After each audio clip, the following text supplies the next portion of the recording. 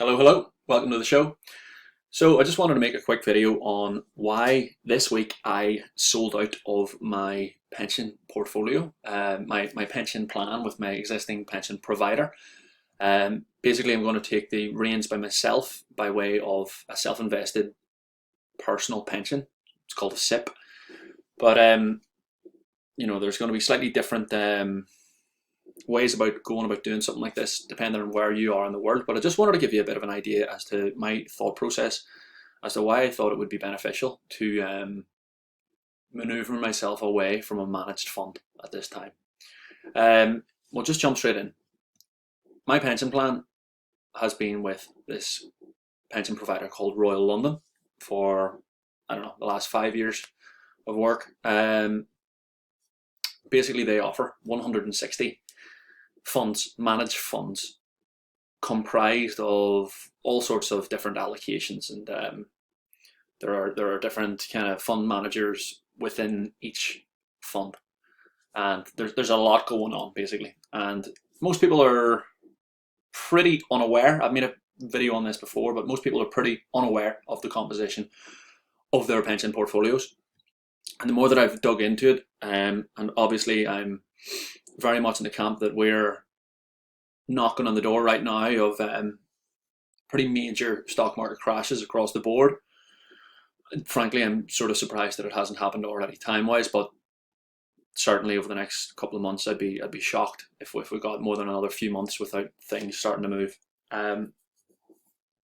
For this euphoria to basically end, I actually think that the Nasdaq, one of the main markets in America, may have already topped and looks like it may already be subtly beginning its move down. I think that the difficulty here is that different markets mightn't all necessarily top at the same time. I think the Dow Jones maybe still has a bit more juice in it, and I think as we're starting to see some more strength in the US dollar now, that's weakening sterling, which is actually providing a bit of a boost to UK stocks. So there might be a bit more growth in things like the FTSE and different UK shares over this next month or so. But yeah, we're very, very late in the game here, and things are going to get crazy over these next couple of months, like proper crazy. But yeah, this is exactly why right now I'm making this move in terms of my pension, because I'll show you right now. Royal London, they offer you 160 different funds that you can basically pick from.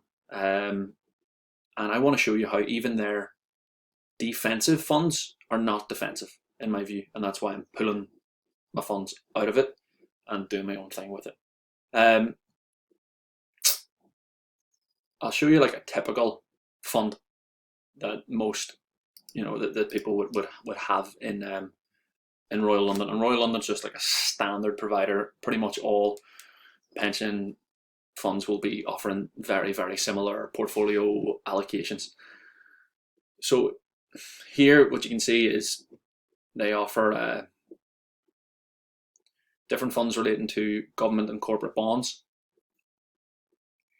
In my view, they're all, even the ones that say that they're long-term based, as in low risk, low return, I think that they're all more risky than the kind of the names would lead you to believe. That's again why I'm pulling it out. But most people would be in some form of mixed asset fund, right? I'm going to look at two in particular here: Royal London Adventurous managed and Defensive managed. So if we pull up their Adventurous managed fund,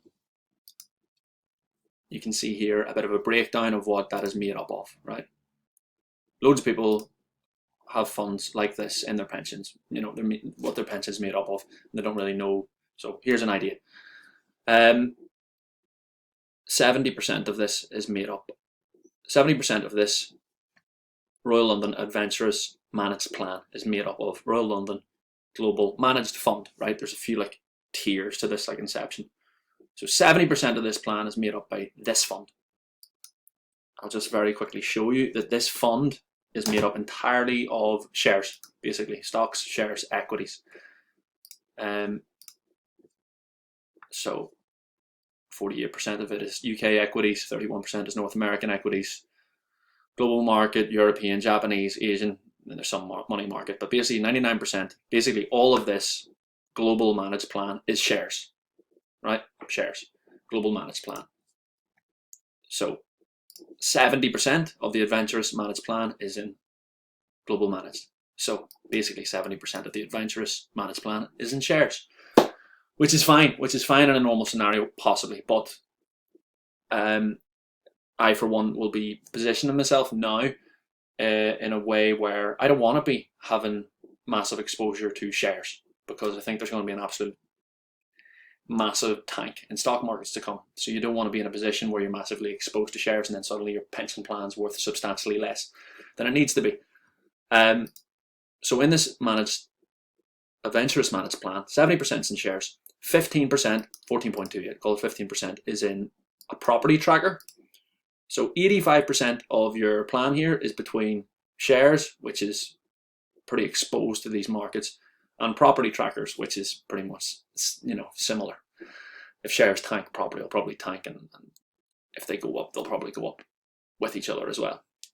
Then there's just kind of tiny little allocations to different things. Some commodities made up of probably like gold, copper, soy, corn, things like this. 1% in longer term corporate bonds, 1% in longer term government bonds, and a few different small allocations to different similar trackers. But basically, in a nutshell, over 85% of this pension plan is pretty heavily exposed to stock markets and property markets. Now, if we're to take a look at the defensive plan, what I would assume a defensive plan would be like really high allocation to long-term government bonds, perhaps a decent bit higher allocation to commodities such as gold and things like this, historical safe havens, which traditionally, in the event of difficulties, stock market difficulties, they typically perform well as a hedge. So that's what you would expect to see. Let's see now. So let's see, RLP Defensive Managed Fund. Let's load it up.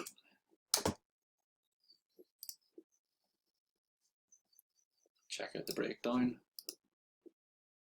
Alrighty, so there's our RLP Global Managed Fund again. So that's the one that's made up basically entirely of equities, shares. So 35% of the defensive managed plan is direct in shares, right? Then we'll ignore this one for now, but 10%, similarly to the adventurous plan, 10% is made up in property. And then we have 5-year corporate bonds. And again, these are all funds themselves, that have massive breakdowns within them each. But yeah, 5-year corporate bonds, so quite low in terms of time period, and corporate bonds, so relatively high risk there. In terms of, as far as corporate bonds go, corporate bonds would be the most risky. There's default risk there. Certainly in the event of a stock market crash, you would definitely have a high level of risk on something like a short-term corporate bond. And then short-term government bonds makes up another 10%.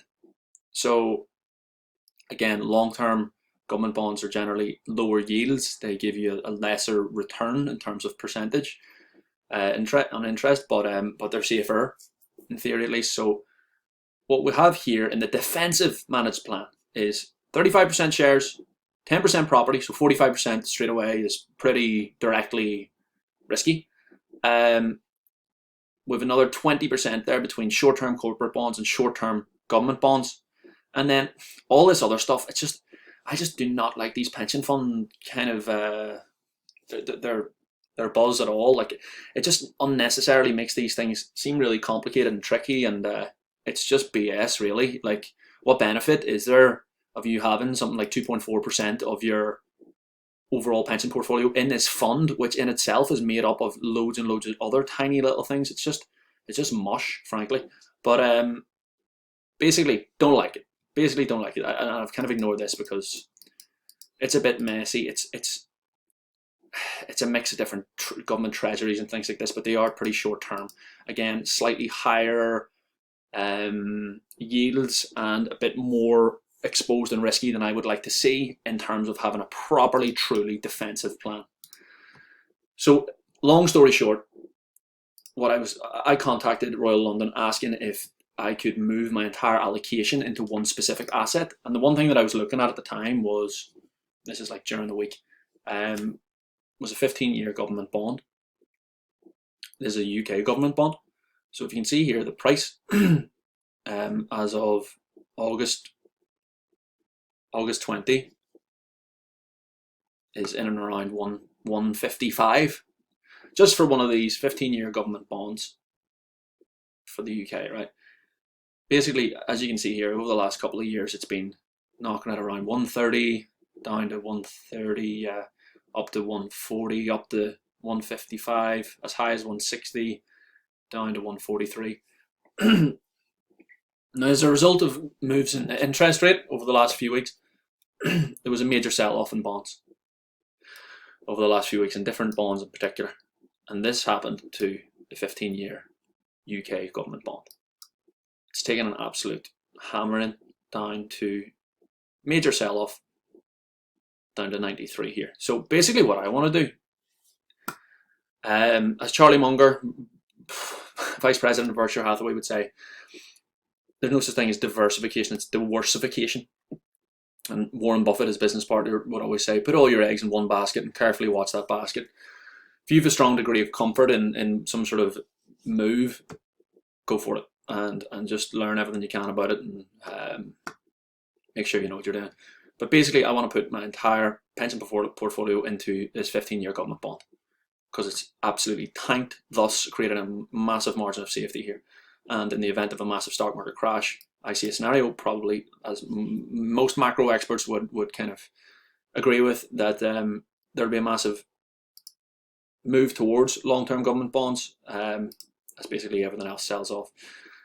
So I see this as a really sort of safe investment. That's not financial advice. This is just what I'm looking to do. But I couldn't do it. I couldn't do it with Royal London because I was limited to investing in their funds.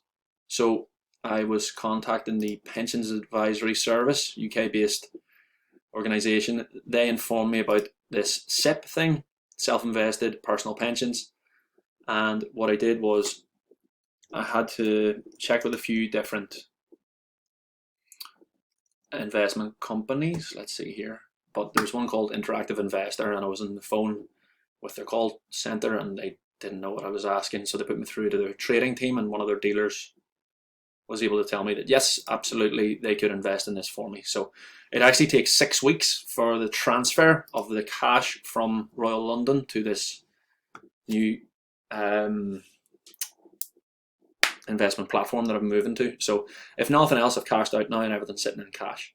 So this has just been to give you an idea that basically, no, and listen, I went through everything here in terms of things that look reasonable in terms of Royal London's fund options, and basically everything, in my view, every single fund is more exposed than I would like to see in terms of being able to have a properly defensive strategy. So what I'll be doing from here on in is just managing my pension myself.